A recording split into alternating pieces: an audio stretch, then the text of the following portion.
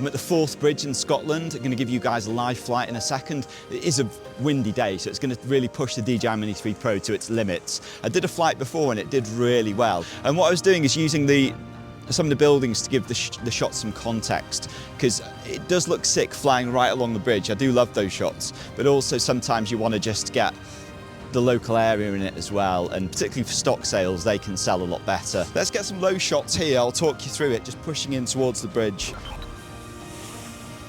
I want to capture the motion of the foreground going in towards the water. So flip over to sport and let's go straight forwards. The drone is really tilting down to do that shot. Wow, that's dramatic, isn't it? Okay, I could do with being a little bit closer to the bridge, I think. Let's go a bit further forwards. Keep it in sport mode. This is quite dramatic, isn't it, coming up to it? Yeah, I like this shot.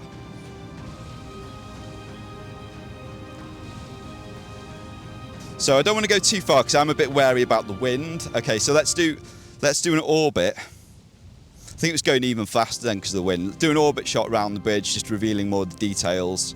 And then I do want to bring the drone back and capture some foreground in this shot. Okay. Just get a different angle, different perspective.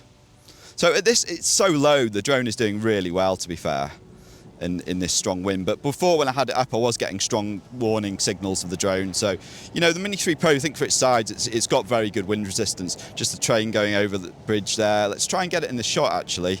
Tell you what, so I was bringing the drone back, but I want to push in while the train is going as well. I think that's going to look a nice shot, a nice wide angle shot. Love to be a bit closer for this shot, but I could possibly crop in a little bit afterwards just to show, you know, remember we are in 4K, and for putting it on YouTube, you can crop in sometimes. In about an hour's time, it's going to get incredibly windy, so I'm very fortunate to get these shots. I can see myself down there, so, okay. Yeah, so I've got the shot in mind that I'm going to fly back towards the bridges and use this foreground here in the shot. I think that'll look quite dramatic. Just need a bit more foreground there.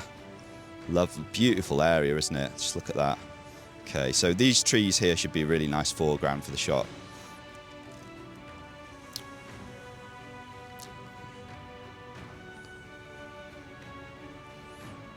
Yeah, look at this now. Okay. Yeah, this is exactly what I had in mind. Yeah, we're getting the first strong wind warning there. Yeah, this is the shot here, isn't it? Just put this push in here. Okay, so let's not push our luck with the signal. There we go, just got it. So I was filming the other day at Carlton Hill in Edinburgh, and what I've realised is think about where you end up for your sunset shots, because particularly in Scotland we don't get a huge amount of clear sunsets, so you really need to be ready and capitalise when you get that moment.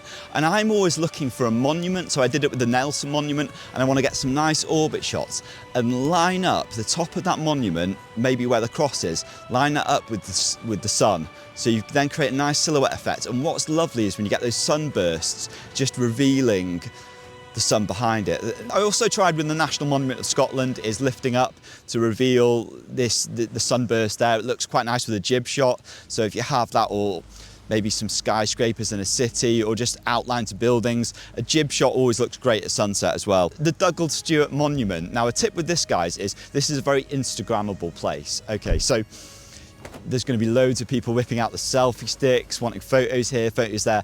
Personally, for me, I just don't want to be doing my drone in that area. I just don't want the added attention. And also, you're going to have a lot of people in the shot as well. So what I'd recommend you guys as drone pilots is to have another camera, even if it's just your iPhone. I took some shots on the iPhone and the A7S III, so you can see here side by side which works best. And this also gives the opportunity to capture some ambient noise, which is then going to create a more atmospheric cinematic edit. So that's a really nice bonus. Look, we get an adrenaline rush flying a drone. It is more exciting. So my first thought is, where can I set my drone off from? But just remember that you're going to become a more complete filmmaker using your normal camera as well, bedding that into the edits, and also having that more compressed image when you're using a nice zoom lens.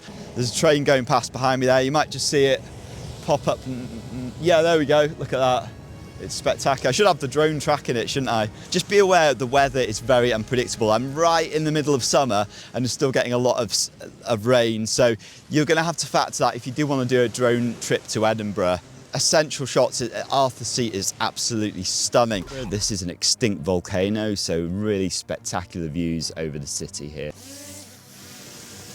Tilt the gimbal down a little bit because it's tempting to get loads of sky. But I'm really, really happy with that, absolutely chuffed. I love the composition of it going right past the crags, the corners, but then also I do want to reveal a bit of the city as well. So I think we've got time to do both. So we'll do one straight one through this way. This is the mint composition here. Unless there's a spectacular sunset, I don't like to show too much sky in my shots. Yeah, this is looking good. This is looking good. See, it's tempting to have the crags in the corner of the composition, but then, because you've got the city as well, this is just drone paradise, isn't it? Wow, this is pretty cool, isn't it? Chuffed with this. We tell you what, we could, because we've got a path, we can square it up a little bit more, just get this final push in, having that path in the middle like a leading line. Yeah, it's a nice shot actually. It's not my favourite, I prefer the shot going through, but just something different. So once we have our drone shots taken and organised, how do we create that epic cinematic intro? I'm going to use Final Cut Pro today, but you can use any video editing software. So drag your clips into the software. Now, a really important time-saving piece of advice with this, guys, is to click on Modify, Change Duration, and click 200 and enter. Now this changes all your clips to 2 seconds, and I've just found this often is the best duration and fits with a lot of cinematic music when you select it. Of course, you might need to tweak when the clips, what order they're in, etc., and play around with it, but this is going to save you much time, and it's amazing how much it almost edits itself once you have this right duration. Now, what's not really spoken about much in drone channels, and is very, very important, is sound design. And just what I like to do is, I was talking about it a little bit before, is recording some of the natural audio myself on my main camera. So this is the fountain audio, which I actually recorded at the castle itself. And notice here how the audio starts before you see the clip. But what I've done is I've faded the audio in, okay? So that's just faded in there, very easy, and again faded out there. And you don't want the audio levels to be too high with your ambient sound.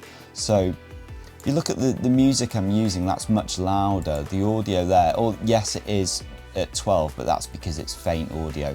Whereas these here, Wild Wind Mountains, this sounds amazing for drone shots. So I'd strongly recommend getting some of these, whether you record it yourself or maybe on a library somewhere. It just fits so well. If you notice with this, as you're going up Arthur's Seat and then getting closer to the summit, the audio level it's just getting louder. It's getting louder, and then when you see this shot here, because you're further away from the summit, then I've used the blade here and then lowered the audio levels.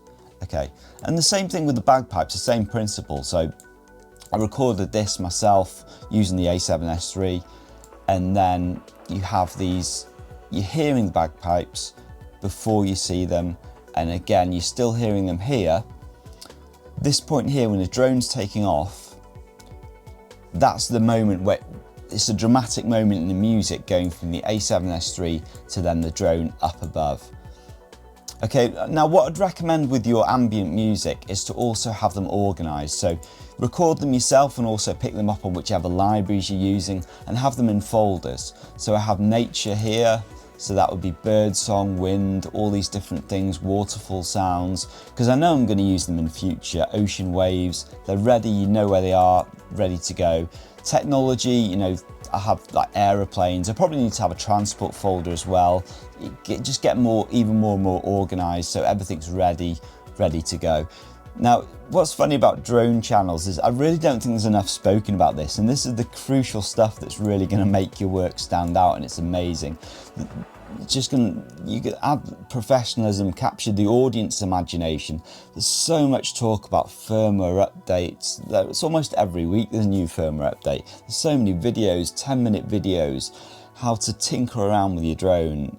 Don't get too obsessed with that, guys. It is important to know the technicalities, but if you become too obsessed with the firmware updates, then you're going to turn into this guy.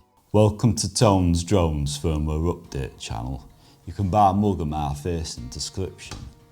Today, an update drone. Must watch, is it safe? Don't become like Tone. It's good to know about the technicalities. It's a little bit Batman in the Batcave. You've got to tweak around with a grappling claw, but then you've got to get out and about and go on adventures afterwards, because otherwise you're just going to become way too geeky. So you do need the nerd geek side, but it's the overall picture, and I think that's probably only about 20% of it really. It is more about adventure and going out and about and just being sociable, talking to people. The more you talk to people and say hello, good morning, the less likely they are to kick off about what you're doing. So it is important, you know. Make sure you go for a meal at the oldest pub in Scotland, and it's absolutely stunning. The Queen Elizabeth II dined here a few years ago, and apparently she only short notice let people know, and everyone was like, wow, because she very rarely dined in public. I'm at the grass markets in Edinburgh, and I would strongly recommend them.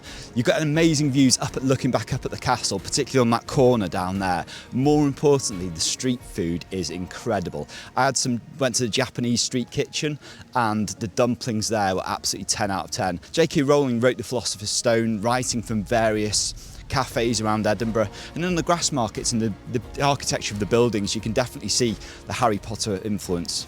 So you've made it towards the end of the video, guys. That tells me that you're really serious about getting better at your drone, because honestly a lot of people want the gear, the reviews.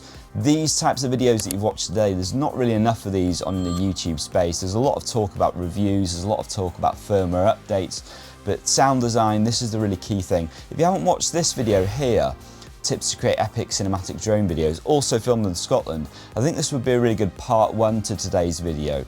The two will match together and it'll give you some important philosophies about how to fly your drone. There's also some of you guys might already watch this, the how to film the cinematic drone moves, and also recommend the cine-like footage. So you put these videos together, maybe also the sunset tips videos if you want to do stock footage. I really want to create a section where you can come and learn so much about the stuff that's actually going to matter, that's actually going to make you money with the drone. You can create better footage rather than becoming too nerdy and just poking and prodding around with the latest firmware update.